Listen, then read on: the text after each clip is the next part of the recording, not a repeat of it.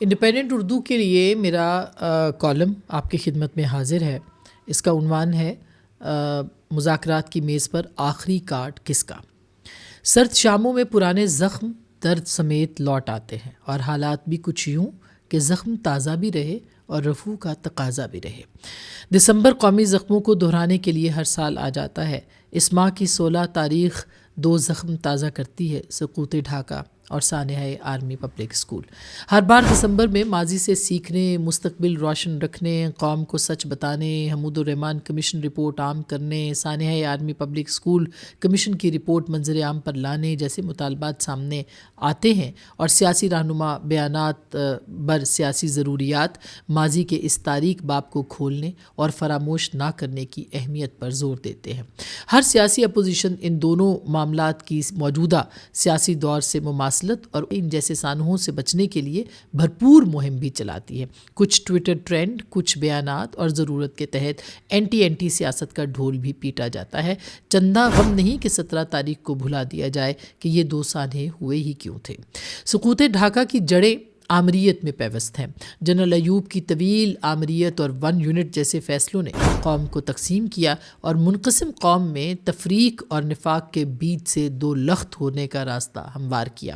لسانی اور قومی تفریق نے فاصلے پیدا کیے اور اس کو طاقت کے استعمال سے بڑھاوا دے کر مملکت کو ٹکڑے ٹکڑے کیا۔ بدقسمتی سے تقسیم اور تفریق کا یہ عمل آج بھی جاری ہے۔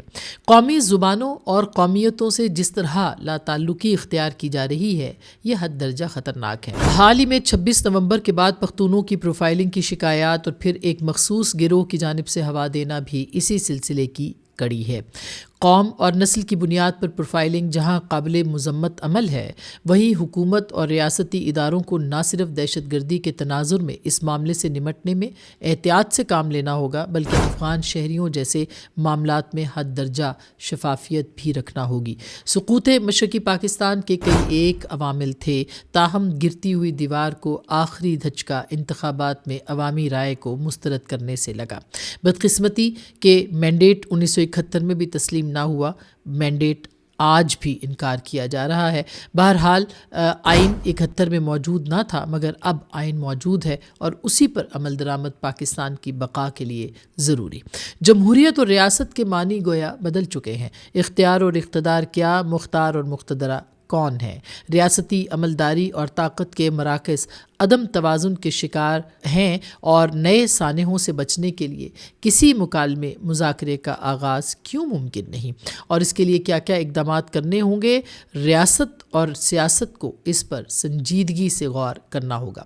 بلا شبہ موجودہ حالات میں سیاسی واقعات کی مماثلت سے کوئی نتیجہ تو نہ نکلے گا، البتہ حقائق کو سامنے رکھنا ضروری ہے۔ تحریک انصاف پاکستان کی سب سے بڑی سیاسی جماعت اور سیاسی قوت ہے، جسے سیاسی انتظام میں لانا خود تحریک انصاف کے لیے ایک امتحان سے کم نہیں ہے۔ تحریک انصاف کے سیاسی حامیوں کو نہ تو بحیرہ عرب کے سپرد کیا جا سکتا ہے اور نہ ہی ہمالیہ کے پیچھے دھکیلا جا سکتا ہے، لہٰذا اسے بطور جماعت تسلیم اور قبول کرنا ہوگا۔ تحریک انصاف بھی مقتدرہ کی اہمیت سمیت دیگر سیاسی جماعتوں اور بیانیوں کو مسترد نہیں کر سکتی۔ سیاسی جماعتوں کے ساتھ بات چیت سے انکار اور مقتدرہ کو مختار کل سمجھنا کسی صورت سیاسی رویہ بھی نہیں ہے۔ میر بھی کیا سادہ ہے، بیمار ہوئے جس کے سبب اسی اتار کے لڑکے سے دوا چاہتے ہیں۔ عمران خان ہر کارڈ استعمال کر چکے ہیں اور ہر کارڈ انہیں کمزور جبکہ مقتدرہ کو مضبوط کر رہا ہے۔ سیاست دیوار کے ساتھ لگ چکی ہے اور یہ سیاسی بندوبست فی الحال کسی خطرے سے دوچار بھی نہیں ہے۔ اب تحریک انصاف مذاکرات چاہتی ہے، ناکام ہوتی سول نافرمانی سے پہلے ہی بات چیت اور مفاہمت کا دروازہ جنرل فیض کے ٹرائل سے منسلک ہے، یا عمران خان کے گرد 9 مئی کا گھیرا مزید تنگ ہو رہا ہے۔ عمران خان رہائی کے لیے بے چین ہے اور رہائی مستقبل قریب میں دکھائی نہیں دے رہی۔ مذاکرات کی کامیابی کی چابی ان کے ہاتھ ہی ہے، شرط خود ان کی ضمانت ہے۔ کون یہ گارنٹی دے پائے گا کہ حتمی فیصلے سے قبل کپتان پیچھے نہ ہٹ جائے؟ دوسری جانب حکومت اور مقتدرہ 9 مئی سے پیچھے ہٹنے کو تیار نہیں ہے، اور نہ ہی اب فوج پیچھے ہٹنا افورڈ کر سکتی ہے۔ فوج اس معاملے سے پیچھے ہٹی تو خود انہیں اندرونی مسائل کا سامنا ہوگا۔